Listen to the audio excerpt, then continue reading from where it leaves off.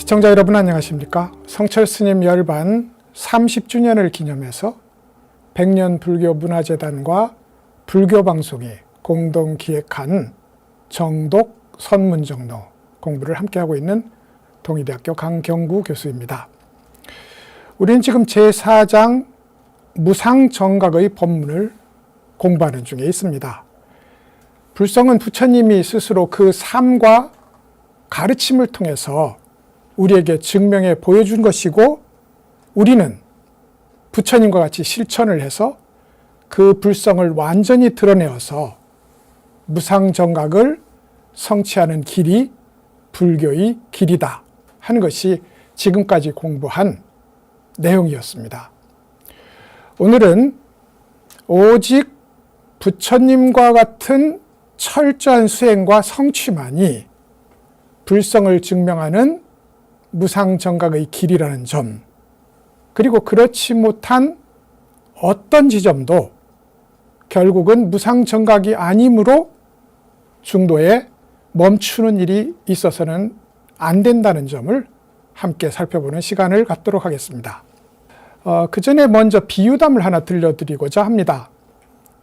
격렬한 전쟁터에서 자기의 몸을 던져서 국왕의 목숨을 구한 용사가 있었어요. 국왕이 자기 목숨을 구한 그 은혜를 갚기 위해서 어떤 소원이라도 말해봐라, 내가 다 들어주겠다 하는 일종의 백지수표를 발행을 합니다. 근데 이제 이 용사의 눈에는 이 세상에서 가장 높은 것이 국왕의 측근에서 국왕의 머리를 만져주는, 요즘 말로 하면 국왕의 이발사였어요. 그래서 이제 자기 소원을 그렇게 말을 합니다. 그래서 이발사가 되었겠지요. 근데 이제 우리가 안목이 제대로 갖추어져 있다면 설사 국토를 전부 달라고 할 수는 없을지라도 국토의 절반쯤은 쪼개달라고 요구할 수도 있었을 테고, 그래서 그 절반의 국토를 가지고 스스로의 왕국을 운영할 수도 있었을 것이고, 나아가서 그것이 안 된다 해도 1인지하 만인지상의 재상 자리를 요구할 수도 있었을 것이다. 그런데 이 사람의 안목이 그만큼 낮다 보니 소원이 낮고, 소원이 낮다 보니 성취하는 것 또한 낮을 수밖에 없었다 하는 것이 이 비유담의 얘기가 되겠습니다. 이렇게 이야기를 해드린 비유담이야말로 지금 우리가 공부하고 있는 무상정각이 공부가 왜 그렇게 중요한지를 알게 해주는 그런 계기가 될 거라고 생각합니다. 불교에도 안목의 고저가 있기 때문입니다. 어떤 사람은 불교를 신앙하면서 개인적 행복을 기원하는 것을 전부로 삼기도 합니다. 또 어떤 사람은 사회적 역할을 수행하는 것을 불교의 가장 큰 특징으로 삼기도 합니다. 또 어떤 사람은 공부의 중간에 스스로 성취한 단계를 최고의 귀중한 단계로 삼아서 보물처럼 애지중지하기도 합니다.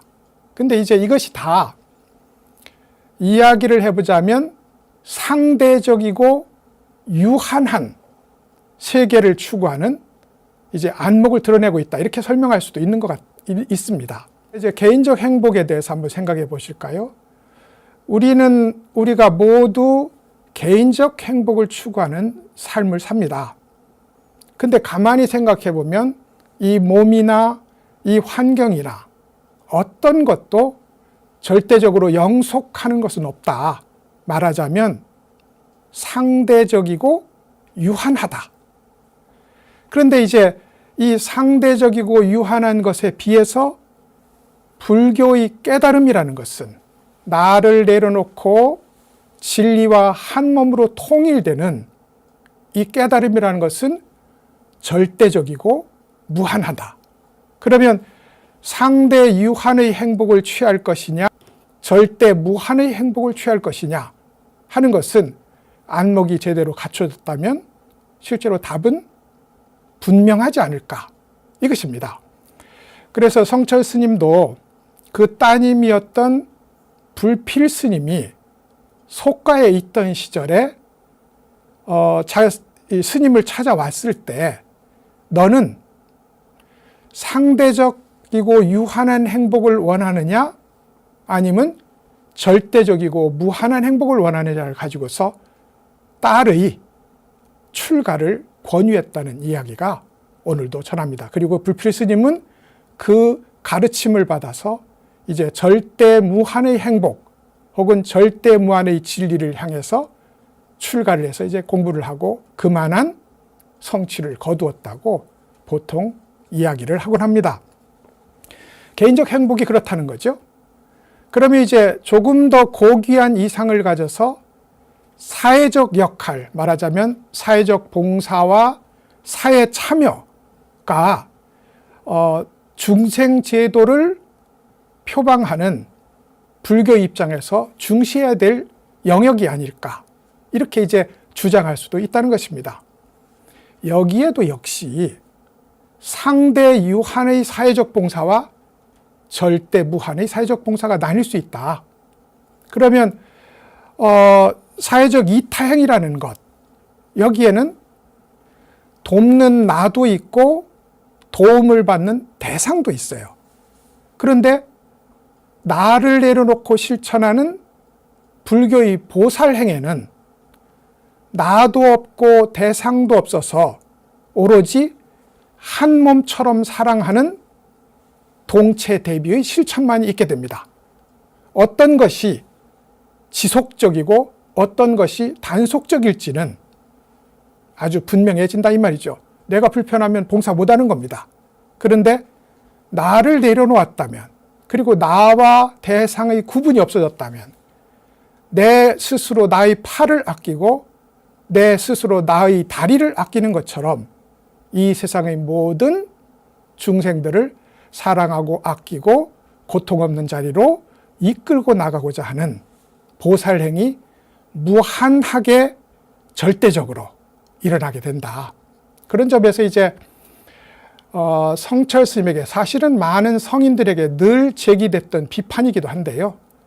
성철 스님 당시에 이제 우리 역사는 일종의 독재 개발이라고 할까? 독재 시대를 거치게 됩니다. 그래서 사회적 참여를 중시했던 그룹에서는 성철 스님이 종교의 지도자로서 독재에 저항하지도 않고 한거가 없었다는 비판을 늘 하기도 합니다.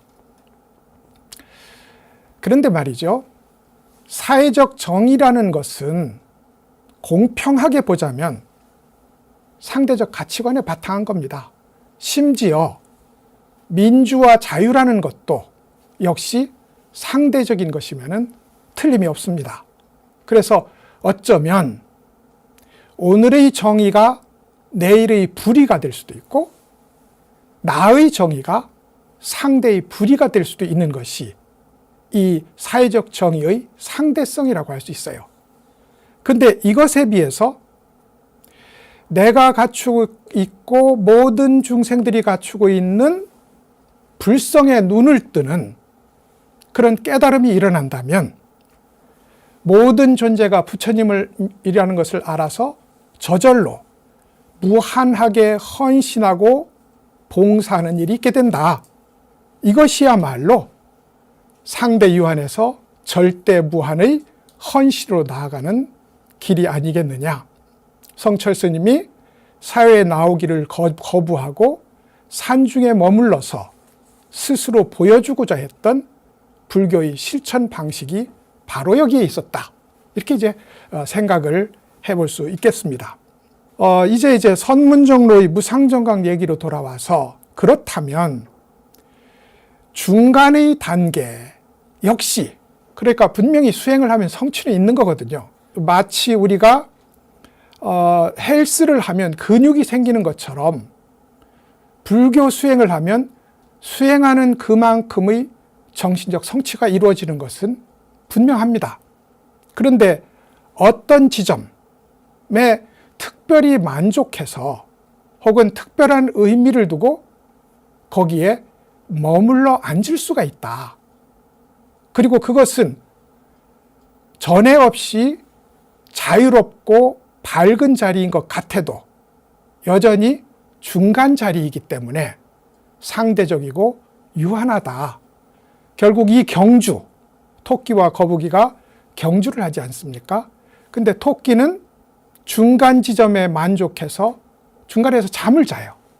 근데 거북이는 비록 걸음은 느리지만 끝없이 한 걸음 한 걸음 걸어서 애초 스타트 라인에서 기약했던 최종의 목적지에 도달을 하게 됩니다.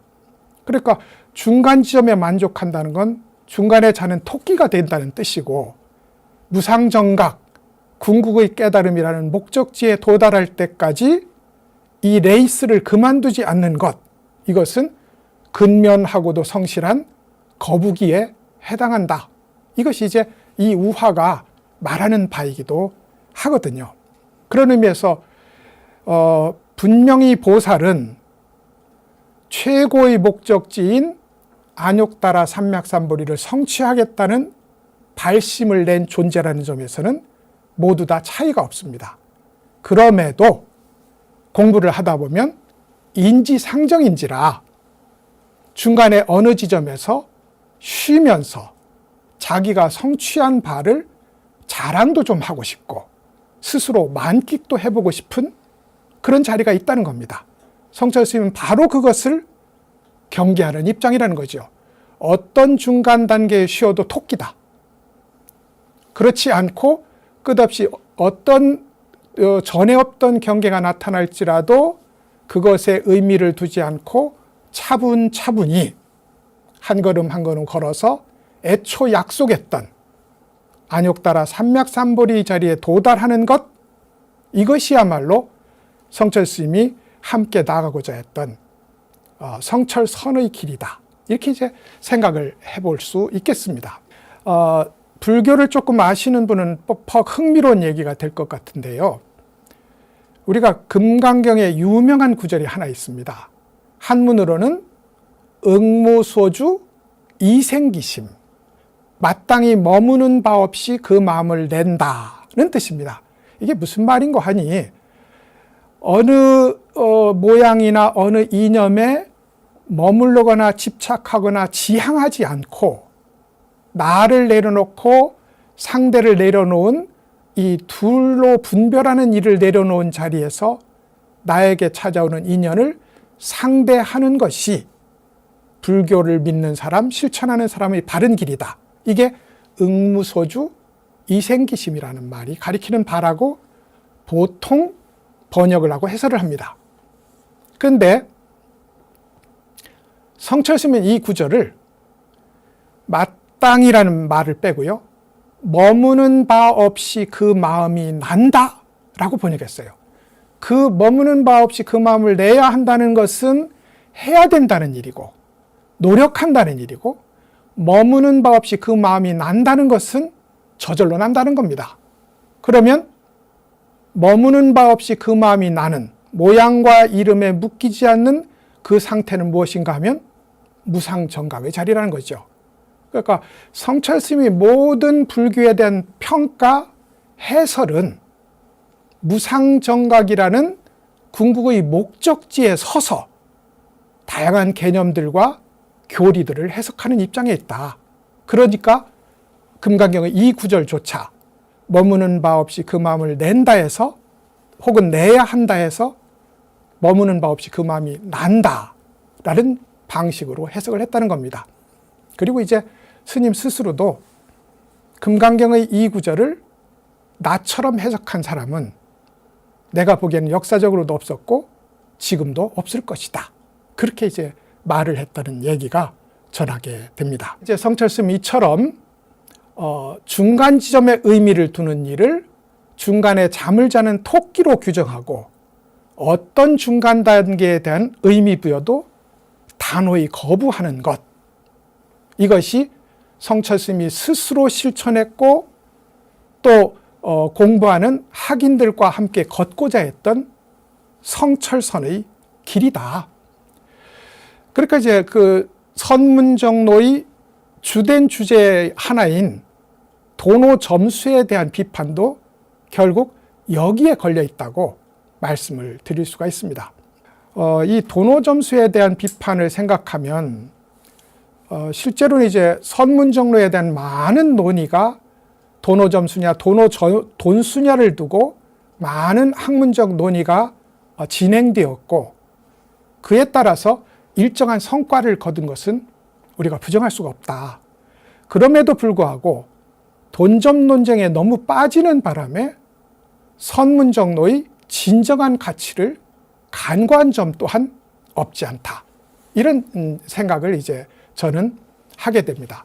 그런 의미에서 생각해 보면 성철 스님의 도노 점수에 대한 비판은 송나라 때 대해종고 스님의 묵조선 비판과 상당히 구조적으로 유사하다고 말할 수 있겠습니다.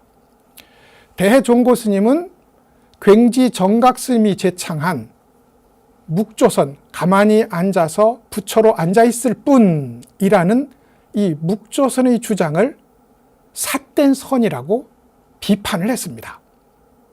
그리고 이제 그럼에도 불구하고 괭지 정각 스님과는 그야말로 절친한 관계를 계속 유지해서 서로 간에 법석을 바꿔가며 설법을 하기도 했고, 또 괭지 정각 스님은 열반에 임해서 일체의 후사를 대스님에 맡긴 적도 있습니다. 대스님은 또 그 부탁에 따라서 괭지 스님의 모든 열반 절차를 스스로 도맡아 처리한 그런 미담도 있습니다. 근데 대해 스님이 묵조선을 그렇게 비판했다고 해서 오늘날 우리가 묵조선은 틀렸고 간화선은 옳다고 말하는 사람이 있다면 그것은 너무 지나치게 문호주의에 걸린 것일 겁니다. 성철 스님 자신도 불교사에 명멸했던 조동종, 임재종을 포함한 5가 7종의 종풍이 결국 동일한 부처님의 마음을 드러낸 것이지 그것이 우열의 관계에 있는 것은 아니다. 만약에 누군가 간화선은 우월하고 묵조선은 열등하다고 비판한다면 그것은 모양과 이름을 따라다니는 눈먼 사람들의 헛된 논의일 뿐이다. 이렇게 이제 성철 스님은 비판하는 입장에 있어요. 이 대해 스님의 경우를 성철 스님의 경우에 딱 들고 와 보고 싶은 겁니다, 저는. 그러니까 성철 스님은 분명히 보조 스님이 주장한 도노 점수를 선문의 뜰에 만연한 독가시 나무라고 규정을 했어요. 비판의 정도가 강력한 거죠. 그리고 그런 비판의 관점을 충실하게 담아서 그 길이 아니라 도노돈수, 완전한 깨달음에 이르기까지 수행의 중간 단계에 어떤 의미도 부여하지 않는다는 내용을 주로 하는 도노돈수론을 부각하기 위해서 이 도노점수론에 대한 비판은 이제 상당히 과격할 정도로 지속되어 있단 말이죠. 그리고 나서 이제 선문정도라는 책을 씁니다. 이 책을 다 집필하고 나서 재밌는 일이 있었어요. 이걸 법정 스님에게 교정을 부탁을 합니다. 근데 법정 스님은 송광사 출신일 뿐더러 자신이 보조 스님의 도노 점수론을 충실하게 계승하고 있다고 스스로 자기를 인정하고 있는 입장이었어요. 그러니까 도노 점수를 비판하면서 그 도노 점수를 실천하고 있는 사람에게 자기 원고의 교정을 부탁했다는 겁니다. 그러니까 법정 스님도 또 이 부탁받은 원고를 2달의 시간을 걸쳐서 충실하게 교정을 봅니다. 그리고는 교정된 원고를 넘기면서 또 한마디를 합니다. 이것을 법공양으로 나누어 주어서 일시적으로 영향을 끼치는 책으로 만들지 말고 시중에 유가의 책으로 판매를 해서 그 영향력이 시간을 넘어서서 시대를 넘어설 수 있도록 하는 것이 어떻겠느냐. 그리고 이제 그 제안을 받아서 선문정로가 서점에서 판매되는, 바로 그렇게 판매되었기 때문에 대중적 확산력을 갖게 되는 그런 인연이 맺어지는데, 그것이 도노 점수를 대표하는 법정 스님의 권유에 의한 것이었다. 상당히 이제 흥미로운 굉지 스님과 대 스님의 관계처럼 법정 스님과 성철 스님 사이에도 그런 지음의 관계가 있었다는 것이죠. 그러니까 이제 동일한 결론을 우리는 얻어야 되는 겁니다.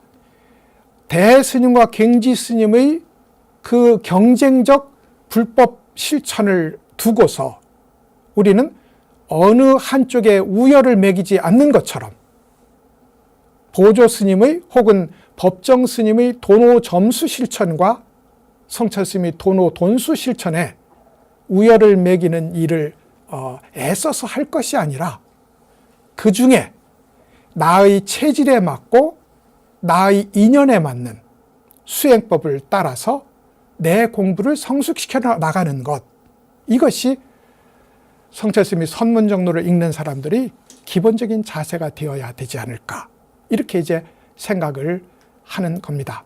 요 정도면 이제 무상정각에 대한 지난 시간까지 얘기를 한번 정리해보는 그런 입장이 된 것 같습니다. 이제 새로운 단락에 대한 공부로 한번 들어갔으면 싶은데요. 페이지로는 156쪽이 됩니다.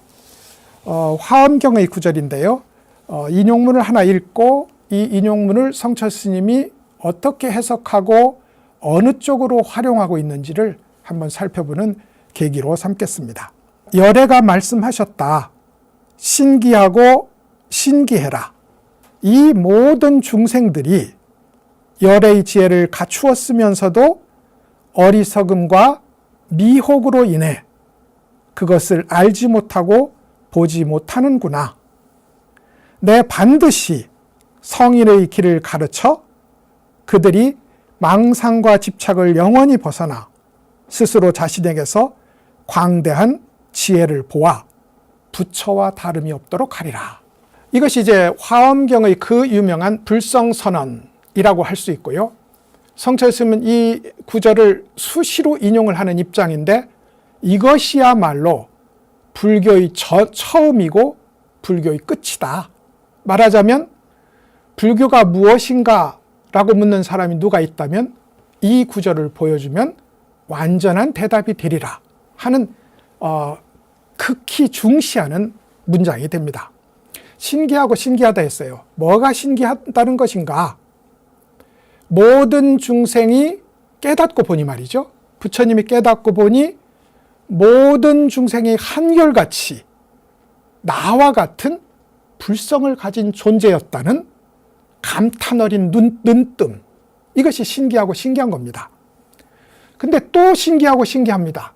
왜냐하면 부처와 조금도 차이가 없는 불성을 갖추고 있음에도 미혹의 구름에 가려서 그것을 보는 사람이 없다는 사실, 탄식어린 감탄인 겁니다.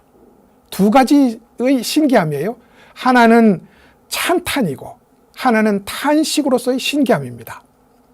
그러니 부처님은 이제 내가 해탈을 이룬 각자의 입장에서, 깨달은 자의 입장에서 내 깨달은 길을 모든 중생들에게 가르쳐서 그들이 나와 똑같은 사람이 되게 하고 싶다. 이게 성인의 길을 가르쳐서 그들로 하여금 미혹으로 벗어나게 하고 싶다. 이 자기 소원이 여기서 일어납니다. 이 성인은 말이죠. 해탈을 하고 나면, 다시 말해서 깨닫고 나면 그 깨달음에 만족하는 것이 아니라 그 깨달음을 두루 주변 사람들에게, 중생들에게 펼쳐서 그들도 나와 같은 해탈을 맛보고 싶게 합니다. 그걸 가리켜서 해탈직연이라고 불러요. 지금 이 구절이 해탈을 성취한 각자인 석가모니 부처님이 중생들을 해탈로 이끌겠다는 해탈 직연의 마음을 일으켰다. 이렇게 이해하시면 이 구절이 얼마나 의미심장한 얘기인지를 알 수 있을 것 같습니다. 성인의 길은 말할 것도 없이 연기법, 중도, 불성, 팔정도, 육바라밀 혹은 어떤 것으로 불리는 공부하는 길에 대한 제시입니다. 근데 지금도 많은 사람들이 12연계의 항목들을 외우는 것을 불교 공부로 생각하고 8정도의 항목을 해설하는 것을 불교 공부로 생각하고 육바라밀을 설명하는 것을 이해하고 설명하는 것을 불교 공부로 생각합니다. 그런데 이해하고 설명하는 것은 이게 성인의 길인데 말이죠. 길은 걸어야지 설명하는 게 아니지 않습니까? 그런 의미에서 길은 걸어야 의미가 있고 성인의 길은 실천해야 의미가 있습니다. 성찰스님은 이 점에 방점을 찍는 거죠. 성인의 길을 아무리 말해봤자 직접 실천하는 일, 그 실천으로를 가지고 성인의 길의 진리성을 증명하는 것, 이것이 우리에게 가르침을 베푼 부처님에게 은혜를 갚는 길이다. 이렇게 이제 설명을 하는 겁니다. 그러면 이제 망상과 집착으로부터 벗어나는 성스러운 길, 성인의 길이 여러 가지가 있는데 그 핵심은 말이죠. 8정도의 8가지, 육바람의 6가지, 37도품의 37가지. 그 어떤 것이라 해도 한 가지 주제로 귀결됩니다. 그 한 가지 주제가 뭔고 하니 분별 망상을 내려놓는 일입니다. 모든 공부법은 분별 망상을 내려놓도록 이끌고 가요. 그리고 그 분별 망상을 완전히 내려놓은 자리가 결국은 무심이고, 비유하자면 분별 망상은 구름이고 광대한 열의 지혜는 태양인데 구름이 엷어질수록 태양은 점점 더 밝게 빛나게 된다. 이런 관계에 있다는 것이죠. 그러니까 결국은 무심이 완전하면, 말하자면 하늘의 구름이 모두 거치고 나면 지혜의 태양은 따로 찾을 것도 없이 환하게 빛나게 된다. 그래서 불교의 공부가 모두 분별 망상을 내려놓는 무심의 성취에 집중되어 있다. 이렇게 이제 결론적으로 설명할 수 있는 겁니다. 그리고 성찰 스님은 가장 대표적인 그리고 가장 효과적인 무심의 공부가 화두 참선에 있다. 이렇게 규정을 하고 스스로 체험해보니 그렇고 나의 체험에 따라서 여러분도 따라오기를 바란다. 이게 해탈직연이잖아요. 내 스스로 이걸로 해탈했으니 내가 여러분에게도 이런 길을 안내해서 해탈하도록 하겠다는 해탈직연의 마음을 낸 것이 화두 공부의 재창이고 그리고 끝없는 공부를 통한 도노, 돈수의 완성이었어요. 근데 이게 여러 가지 공부법은 여러 가지 그에 따른 마음의 자세를 요구합니다. 흥미로운 것은 화두 참선법은 열심히 공부하는 자세를 요구합니다. 말하자면 우리가 서울대 공부를 가기 위해서 그야말로 잠을 줄여가며 공부를 하고 고시에 합격을 하기 위해서 더 잠을 줄여가며 공부를 하는 것처럼 화두선의 공부는 그렇게 열심히 해야 된다. 다른 공부는 또 열심히 하지 말라는 공부도 있어요. 불교에는. 그런데 화두선은 그렇단 말이죠. 그래서 대체적으로 계산해 보면 성찰스님은 이와 관련해서 수좌 5개라는 것을 내놓습니다. 참선을 하는 수행자가 가져야 될 5가지의 실천 강령쯤이 될 것 같아요. 제일 먼저가 잠 많이 자지 마라. 잠자면 공부하는 시간이 적어질 것이니까 잠자지 마라. 3시간만 자라. 이것이죠. 책 보지 말라. 책을 보면 집중력이 분산되니까 참선 공부할 때만이라도 꼭 이 말이 있어야 됩니다. 일관되게 불교인에게 책 보라고 하지 않았어요. 오히려 성철 스님은 최초로 불교도를 본격적으로 가르치려고 하는 그런 입장이었습니다. 사실 그때요, 불교 내부에서는, 큰 스님들 내부에서 신도들 열심히 가르치면 건방져진다, 그런 얘기가 있을 정도로 신도 교육에 관심이 없었어요. 근데 성철 스님은 오히려 책을 보라고 권장하고 불법의 교리를 가르치기 위해서 애를 썼단 말이죠. 근데 책 보지 마라. 이건 본격적으로 내 생애를, 내 삶의 전부를 참선에 건 사람이라면 눈 뜨기 전에는 책 보는 것이 도움이 안 된다, 이겁니다. 이렇게 한정적으로 이해돼요. 그리고 이제 말하지 말라, 간식 먹지 말라, 이리저리 돌아다니지 말라 하는 5가지 실천 강령을 제시해요. 이걸 수좌오계라고 부릅니다. 근데 이걸 내용적으로 잘 구분해 보면 3가지의 덕목을 요구하고 있다는 것을 알게 됩니다. 먼저 끊어지지 않는 공부를 해야 되겠다. 2번째로 절실하게 깨어있는 공부를 해야 되겠다. 3번째로 집중하는 공부를 해야 되겠다. 이것이 성철 스님의 수좌오계가 담고 있는 3가지의 덕목에 대한 요구라고 생각이 듭니다. 잠자지 말라는 것은 당연히 잠을 안 자면 그만큼 공부할 거니까, 이건 공부의 우리의 세속 공부도 잠을 줄이는 만큼 성취가 있을 것이고, 불교 공부는 말할 나위조차 없다.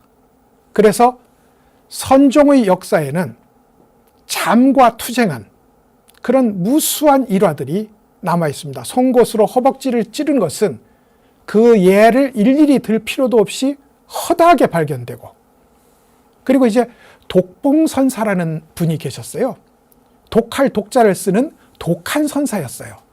근데 이 독봉선사라는 이 이는 잠을 자면 공부가 끊어지는 것을 알고 잠을 안 자려고 침상을 치웁니다. 그러니까 걸상 의자에 앉아서 잠을 자는 일이 일어나요. 그러니까 걸상을 치워버립니다. 그리고 나서 이제 벽에 기대서 잠을 자는 일이 일어납니다. 그러자 벽을 원수처럼 멀리합니다.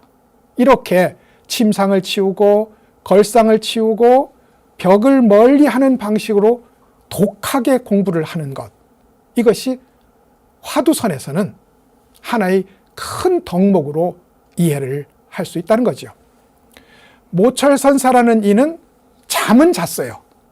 그런데 목침을 둥글게 깎았습니다. 그러니까 목침을 둥글게 깎은 목침을 베고 자다 보니 조금이라도 자세가 변하면 목침이 굴러서 저절로 깨게 되어 있었단 말이죠. 깨면 바로 공부를 했으니 모철선사가 잔 시간은 아마도 10분을 넘지 않을 것이다. 이렇게 우리가 생각을 해볼 수 있을 것 같아요. 이게 이제 끊어지지 않는 공부를 실천하기 위한 역대 선사들의 모델이었습니다. 그 다음에 이제 절실하게 깨어서 해야지 졸면서 하는 공부는 아무 소용이 없다. 그래서 원호 극근 스님의 스승이고 대스님의 할아버지 스승인 동산 법연 스님은 이렇게 비유적으로 얘기합니다. 깨어서 공부해라. 끓는 물에 찬물 한 국자를 떠서 붓는 것처럼 늘상 깨어서 공부해라. 이렇게 당부를 했다는 겁니다. 이것이 이제 절실하게 깨어서 하는 공부가 간화선의 중요한 덕목이기 때문에 이제 그랬다는 거죠. 그와 동시에 집중하는 공부를 요구했습니다. 우리는 화두라는 것은 하나의 정답 없는 질문에 우리의 존재를 모두 투입하는 일을 가리켜요.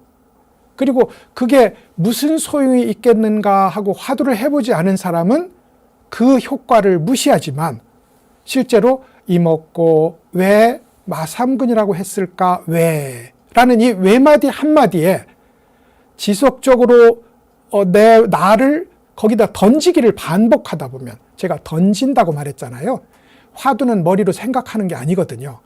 그 한마디 말을 향해서 내 존재를 던지고 내 주의력을, 마음을 두는 일을 가리켜서 화두를 연구한다, 참고한다고 합니다.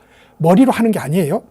그렇게 스스로의 존재를 왜, 어째서, 이 무엇인고에 던지기 시작하면 어느 시기가 되면 그것이 블랙홀처럼 수행자를 빨아들이기 시작합니다.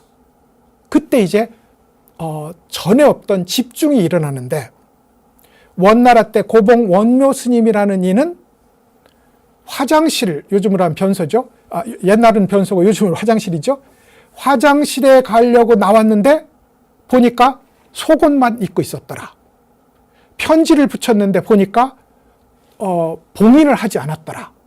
이런 이제 일화가 실제로 선종사에 전하고, 심지어 대종고 스님, 가나선의 완성자인 대종고 스님은 그 스승인 원호 극근 스님과 높은 벼슬아치들을 모시고 식사를 할 때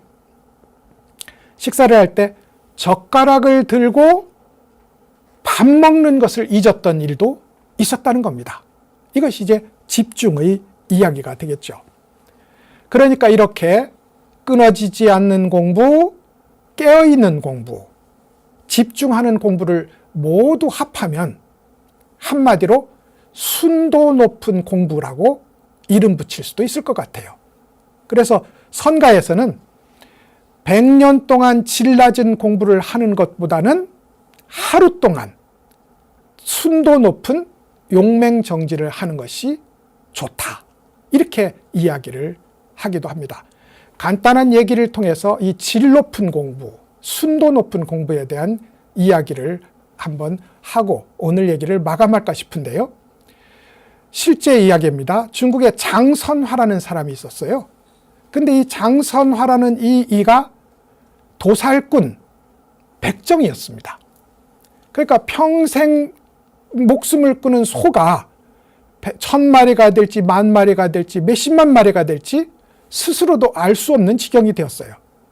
그렇게 평생을 살다가 이제 한 생애를 마감해야 될 시점에 꿈을 꾸다 보니 무수한 소머리를 한 귀신들이 나와서 내 목숨 내놓으라고 목숨값을 요구하는 겁니다. 당연히 이제 그간에 죽였던 소의 영혼들이 나타나서 목숨값을 요구하는 겁니다. 그야말로 공포의 극에 달해서 자기 생애를 하다 보니 그것이 당연한 일이었어요. 그런데 한 스님이 지나가다가 이렇게 얘기합니다. 향 한 자루를 들고 이 향 한 자루에 불을 붙여서 처음부터 끝까지 향이 탈 때까지 한 생각도 다른 생각을 하지 말고 나무 아미타불을 연불을 해봐라. 그러면 너에게 구원의 길이 있을 것이다. 그래서 이 향 한 자루가 탈 때까지 털끝만큼도 다른 생각을 하지 않고 아미타불에 온 존재를 던져서 연불을 합니다. 연불이라는 건 부른다는 것이 아니라 내 마음, 내 생각의 전부를 거기 바친다는 거죠. 그러자 소머리 귀신들이 사라지고 아미타불이 직접 나와서 장선화라는 이 백정을 안내를 하더라는 겁니다. 어디로? 극락으로. 연불하는 이들에게 궁극의 자리는 극락왕생입니다. 참선하는 이에게 궁극의 자리는 이 무상정각입니다. 그러면 똑같은 논리가 가능한 거죠. 향 한 자루 타는 동안 한 생각의 잡된 생각도 없이 무념으로 일념으로 지속한다면 순식간에 찰나간에 무상정각을 성취하는 일도 원래 약속되어 있는 것이다. 그러므로 간화선 공부를 하되 끊어지지 않는 공부, 집중하는 공부, 순도 높은 공부를 실천을 해서 시간에 의미를 두지 않고 바로 눈 뜨는 일에 의미를 둬야 하는 것. 이것이 성철 스님이 요구했던 길이기도 하고 지금 하나 인용했던 인용문이 가리키는 바이기도 하다라고 살펴볼 수 있을 것 같습니다.